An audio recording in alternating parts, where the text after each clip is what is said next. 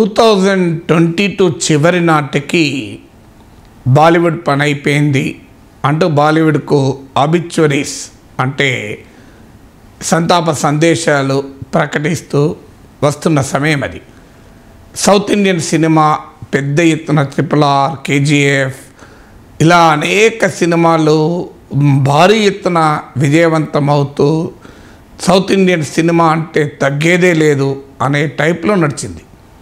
So ఇక south India cinema బాలీవుడ్ను మింగేసింది, తినేసింది, రకరకాల విశ్లేషణలు వచ్చాయి.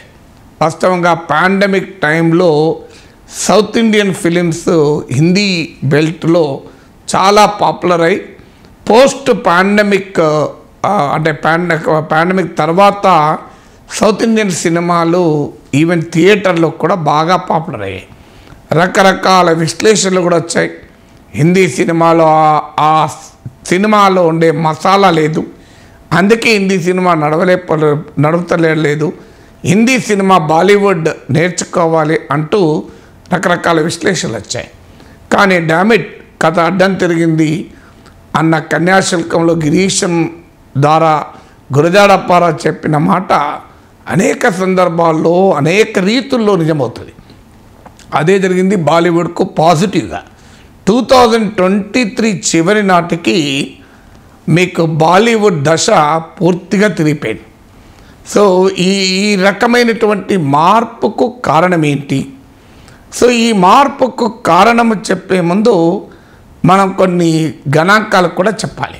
జనవరి సెప్టెంబర్ 2023 మధ్య కాలంలో భారతీయ ఫిలిం ఇండస్ట్రీ, భారతదేశ చలనచిత్ర పరిశ్రమ సాధించిన మొత్తం ఆదాయంలో రెవెన్యూస్లో 42% బాలీవుడే సాధించింది.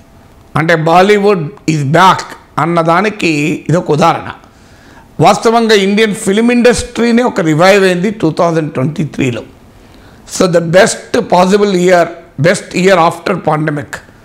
సో 2019-20లో 10,000 crores దాటింది Bollywood total box office, Indian cinema total box office collections. భారతీయ సినిమా ఒక బాలీవుడే కాదు, అన్ని రకాల భాషల్లో ఉన్న భారతీయ సినిమా టోటల్ కలెక్షన్స్ 2019-20 అంటే కరోనాకు ముందు ఏడాదిలో 10,000 కోట్లు దాటింది. టు బీ ప్రిసైజ్ 10,948, 10,948 crores, సుమారు 11,000 కోట్ల రెవెన్యూను భారతీయ సినిమా పరిశ్రమ సాధించింది.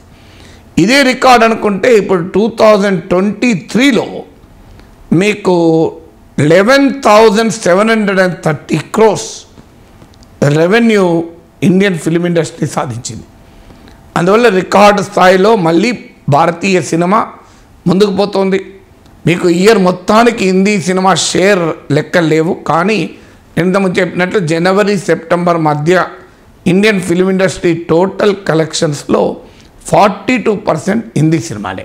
నేను ఇండియన్ ఫిలిం ఇండస్ట్రీ కలెక్షన్స్ గురించి ఇచ్చిన గణాంకాలకు సోర్స్ ఏంటంటే Ormax media India box office report ప్రకారం ఈ గణాంకాలు మీ ముందు ఉంచాను.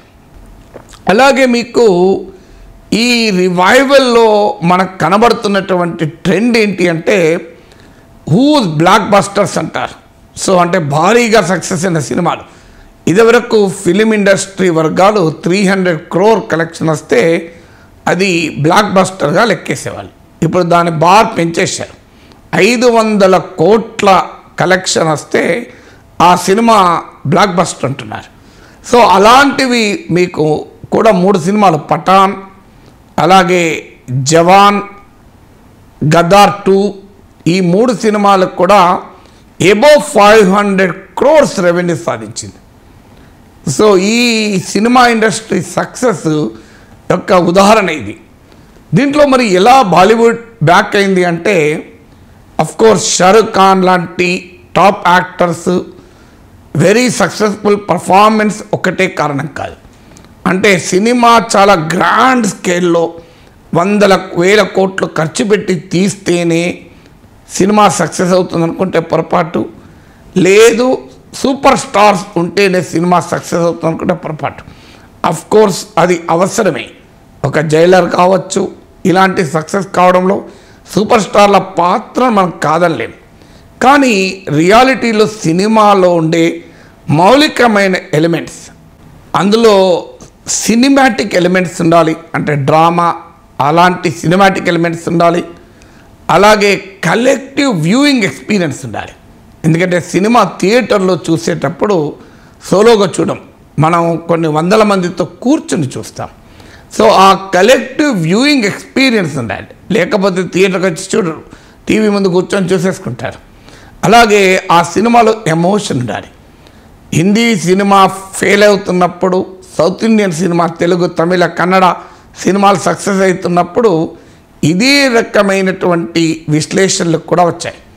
ఇప్పుడు బాలీవుడ్ కూడా ఈ డైమెన్షన్స్ను, సౌత్ ఇండియన్ సినిమాలో ఉండేటువంటి డైమెన్షన్స్ను అలవరుచుకుంటోంది అనేది ఫిలిం ఇండస్ట్రీ వర్గాలు చెప్తున్న కథనం. దాంతోపాటు ఇటీవల ఒక కొత్త ట్రెండ్ కూడా, అంటే ఎప్పుడైతే సౌత్ ఇండియన్ సినిమా బాలీవుడ్ను మించేసిందో, శాసించిందో, ఇప్పుడు బాలీవుడ్ కూడా సౌత్ కొలాబరేషన్కు సిద్ధపడుతోంది. ఒకప్పుడు మన గుర్తు చిరంజీవి లాంటి వారు మెగాస్టార్ హిందీలో నటిస్తేనే పట్టించుకోలేదు, బాలీవుడ్ ప్రేక్షకులు ఇగ్నోర్ చేశారు. కానీ ఇవాళ బాలీవుడ్ కిందికి దిగివచ్చి సౌత్ ఇండియన్ ఇండస్ట్రీతో కొలాబరేషన్కు సిద్ధపడుతోంది. ఇక అందుకు ఉదాహరణే జవాన్. ఇందులో మేరకు సౌత్ ఇండియన్ డైరెక్టర్ అట్లీ, అలాగే నయనతార, విజయ్ సేతుపతి లాంటి యాక్టర్స్ కావచ్చు, అనిరుద్ రవిచందర్ లాంటి మ్యూజిక్ కంపోజర్లకు కావచ్చు. సో వీళ్ళను షారూఖ్ ఖాన్ అడాప్ట్ తీసుకోవాల్సి వచ్చింది. అలాగే మీకు వార్ 2లో సెకండ్ ఇన్స్టాల్మెంట్ ఆఫ్ వార్ సినిమాలో రితిక్ రోషన్తో పాటు జూనియర్ ఎన్టీఆర్ నటిస్తున్నాడు. అంటే సౌత్ ఇండియన్ సినిమా బాలీవుడ్ను పోటీపడి ఇప్పుడు ఒక కన్వర్జెన్స్ అనేది వస్తున్నట్టుగా కనబడుతోంది. అంటే సౌత్ ఇండియా బాలీవుడ్ కొలాబరేషన్తో ఒక కొత్త సింథసిస్ ఇండియన్ సినిమాలో ఒక ఫినామినన్గా ముందుకు వస్తుంది.